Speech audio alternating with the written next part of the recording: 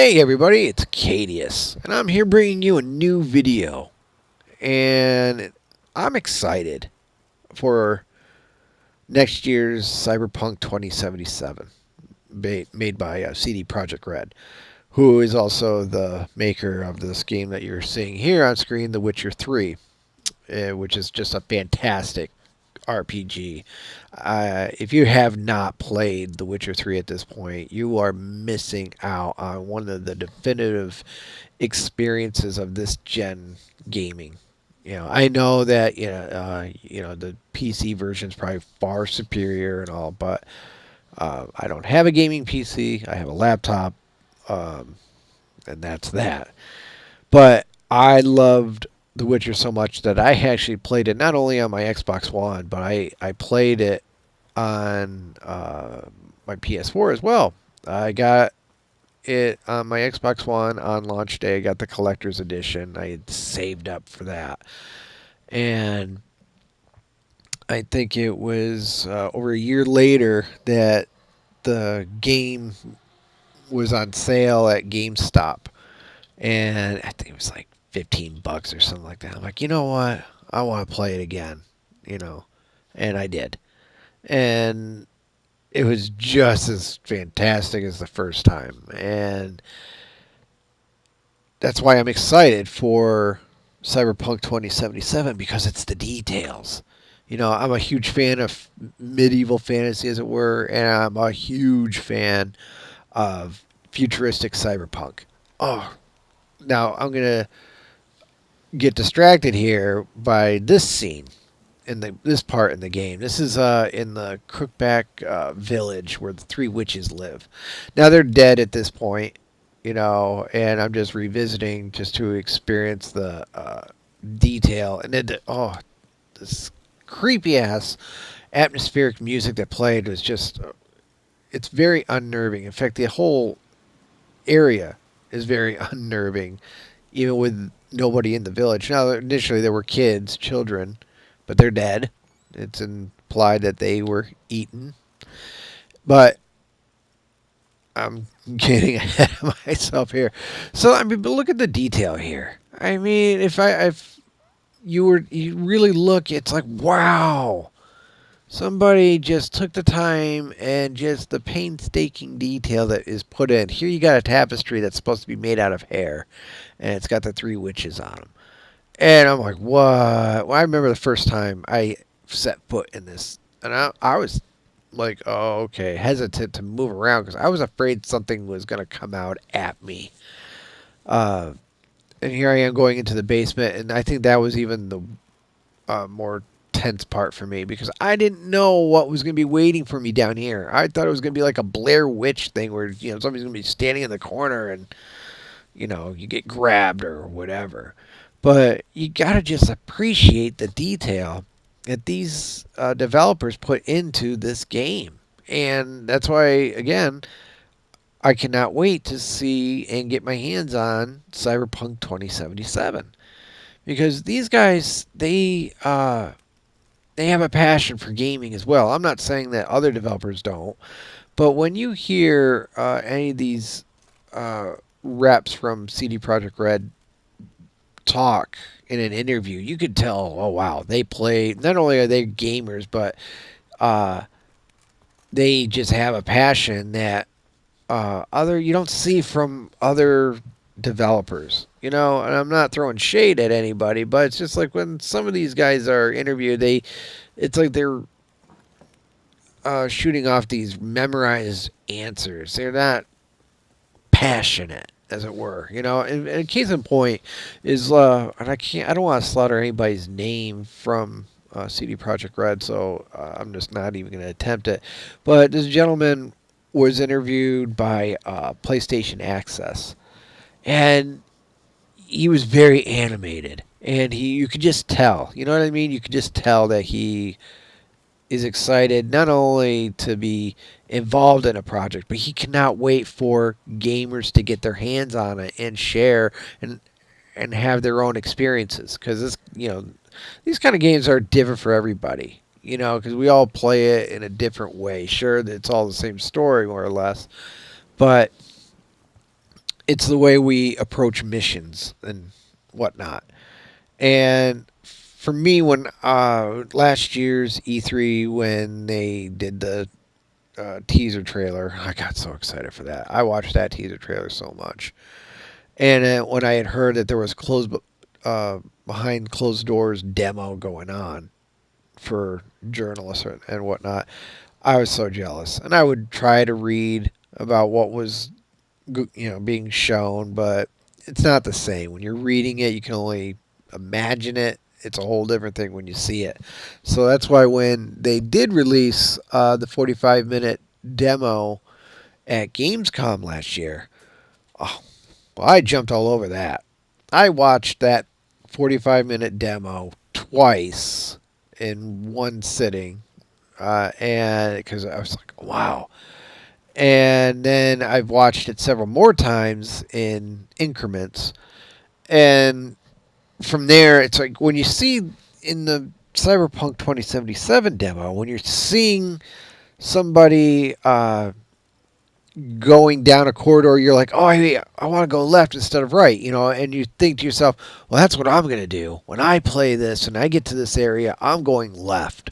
Or I'm going to go on the elevator that takes me to a different area of Night City, Or I'm going to go into the shop. I'm going to go to the, I guess you would call it a cyber gym, for augmented people or something. And I'm going to do this. I'm going to do that. And that's the way I think, anyway. When I see previews like that, I just get so excited. Yeah, because I went into here and this village here, or this inn, shopkeep, whatever, to look for some paintings on the wall to appreciate the detail again. But he didn't have anything, so I'm just walking around his shop and with a torch in my hand. Unlike Skyrim, no, he's not going to follow me and chastise me if I take something. Uh, anyway, as I was saying, so I can't wait to just explore Night City. And I'm I'm a huge fan of medieval fantasy, but I also have a love for futuristic cyberpunk. A dystopian future, but it's just, and the color palette that they use. Oh, it's so exciting. I mean, I know I'm overusing the word exciting, but that's what I am for this project. I'm excited. I cannot wait to see the details. The night, the weather patterns, the weather change in Night City. It's going to rain. I hope it does, because it rains in Witcher 3. It storms, and when you hear the thunder and the wind, oh, I mean, seriously, it's just something that you just immerse yourself into. And for me, and I'm sure much like many others, gaming is kind of like the final frontier of escapism. Don't get me wrong, I love reading books. They're usually, fiction. And I love comic books. We all know I'm a huge Batman fan. I love music. Dead Mouse, Nine Inch Nails, Kanye. I just love music, especially composers like Hans Zimmer and Steve Jablonsky. So, oh, and by the way, I don't know if anybody out there listens to soundtracks or whatever, but one soundtrack you must download. It doesn't even matter if you've played the game or not. It's Katana Zero. Seriously, you got to play it. It is. Play the soundtrack, listen to it. Fantastic. I mean, oh, anyway, I digress. So, uh, like I said, with escapism, and with games like Cyberpunk or even Witcher 3 here, it's about immersing yourself, escaping from, the mess that is everything that's going on. And I'm not saying, oh, it's just politics and people's political views or whatever. I'm just saying everything in general. People are just the outraged, offended, or whatever, and it's just like, oh, okay, no, just stop. I don't need to hear this. I miss the old days of Twitter when people just connected and had fun. Like, oh, you like this, I like this. Hey, let's talk about this. Together, and then you'd find other people.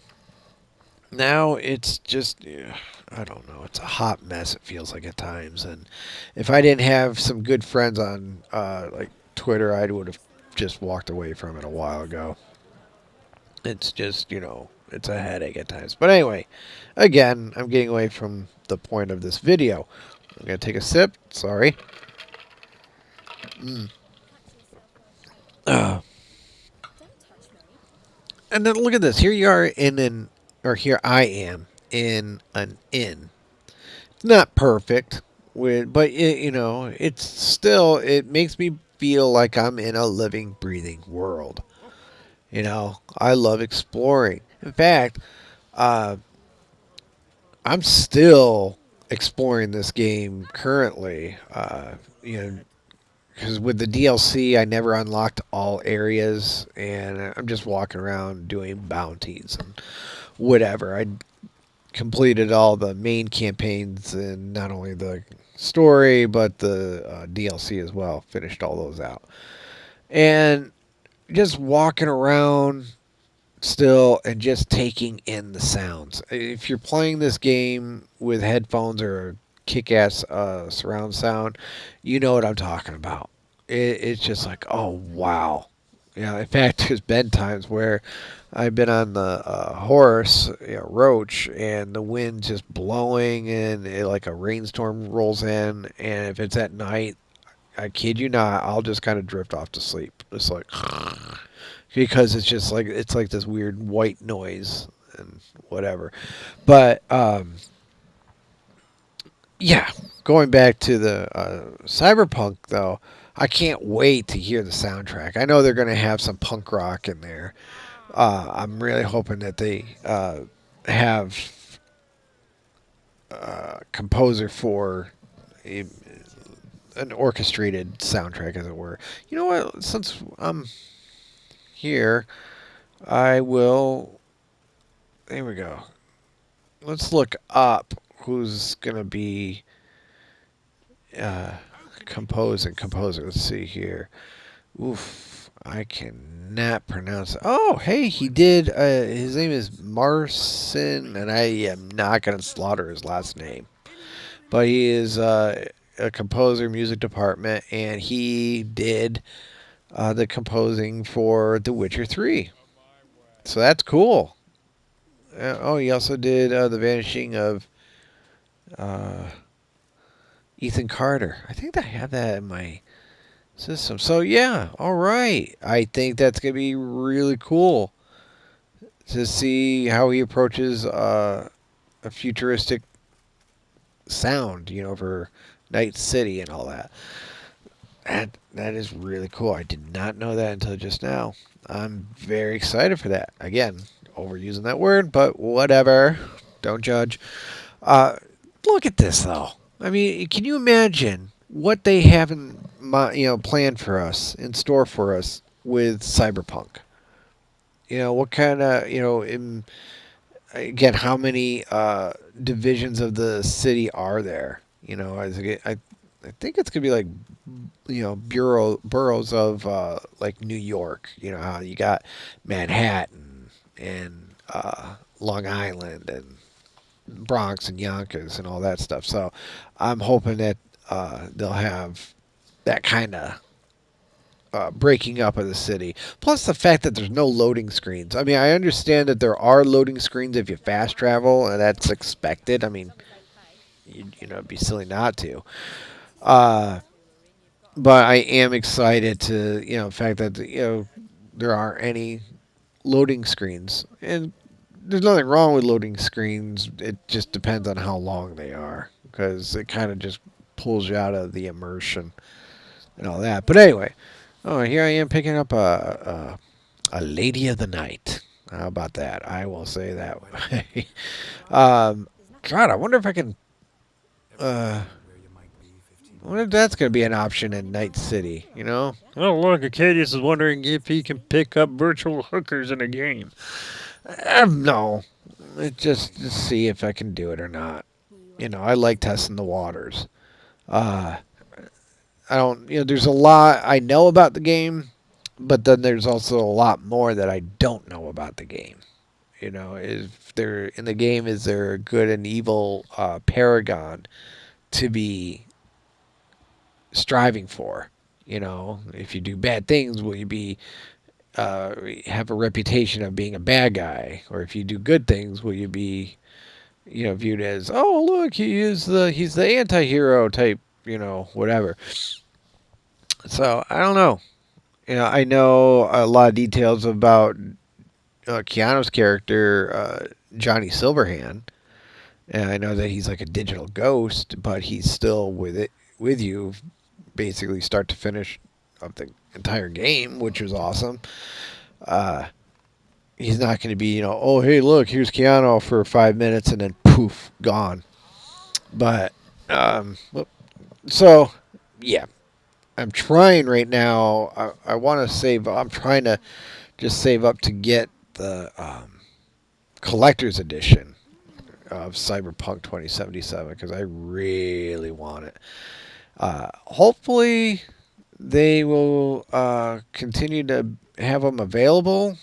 Because by the time I do get the monies together, because you know how it goes. Well, anybody who knows me again knows that I deal with the animal rescue, and I have to pay out of pocket for supplies due to budget cuts, and so you see where I'm going with this. I just have to just save up. But anyway, um, if you guys are excited, let me know what you're excited about, or just in general, what did you like if you did or didn't like the Witcher series? Because for me, I got into it. The Witcher 2 was my first Witcher game, and it was the enhanced edition, I think it was called. It was for the Xbox 360, and I remember seeing it on the shelf at Target for quite some time, and I think it retailed at either 29 or 39.99. And I was like, oh, I don't know. I'd heard great things about it, and all that. So finally, they reduced. It was like on a clearance price, and they reduced it down to 19.99. And I'm like, okay, I'm buying this. And it came with a soundtrack. I was like, wait, what? Much like how Witcher 3 came with the soundtrack as well, which it's like, wait, they're giving me a soundtrack? And Cyberpunk, that's coming with a soundtrack as well. I like, wow, it's a digital one compared to the uh, physical one, but nonetheless, yes, please. So, hold on, I'm going to take another sip. Mm. Anyway, so I bought The Witcher 2, and I got it home, and I was just blown away because I did some looking into what the first story was about. I'm like, oh, okay, because I didn't want to be entirely lost. So I jumped into part two, and holy crap, dude! I mean, I was just like, whoa, this is an awesome story. It was definitely made for mature audiences, and anybody who had the romance with Triss there knows what I'm talking about. But it was very beautifully done. Yeah, that whole sex scene. I was like, wow, this is really cool. And it was a little bit naughty. So I was just like really impressed with The Witcher 2. And you're dealing with a semi open world. So when they announced The Witcher 3 and revealed it in 2012, I'm like, whoa, what is this? And I remember the cover of one of the Game Informers. It was about The Witcher 3, and I just pored over every page and just to see what they weren't mentioning. So I'd look at the photos, screenshots of the game and all that. And yes, I mean, I know they did a slight graphical downgrade from compared to the uh, initial reveal trailer or whatever you want to call it, and that happens.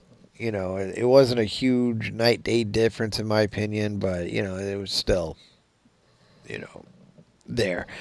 And I remember feeling the anticipation as we got closer to the release of The Witcher 3, and then they delayed it.